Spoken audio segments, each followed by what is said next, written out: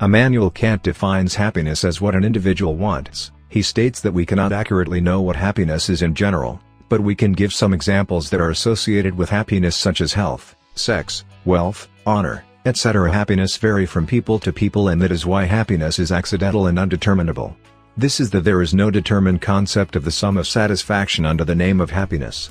Moreover, sometimes people wish to be happy, but they are not able to express what they really wish. According to Kant, an individual's happiness changes from place to place, time to time, and according to his development. Happiness is sensitive contentment. Kant states that happiness is obscure, but at the same time it is very certain obvious. So the Kant's concept can be summarized as inclinations such as desires and pleasures. Kant shows that happiness is the sum of inclination. Here the sum of inclination means the objective's opinion. Kant states that all happiness and sadness is dependent on the individual and the way how he accepts that. According to Kant, the essence of happiness is a delusion. Concept of happiness is derived from empirical matters, so we need empirical and contingent wisdom to insight the happiness. In Kant's discussion, happiness is explicitly distinguished from morality. Difference between moral principle and the principle of happiness comes from a subordinate relationship. The meaning of happiness in the highest good.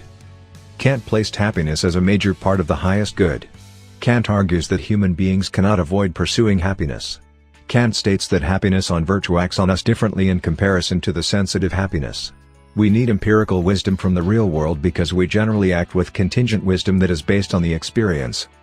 Kant discusses that morality emerges when one individual has the motivation for following the moral law and happiness in the highest good after following the moral law, so according to this, happiness is not categorical imperative, but it is connected with it.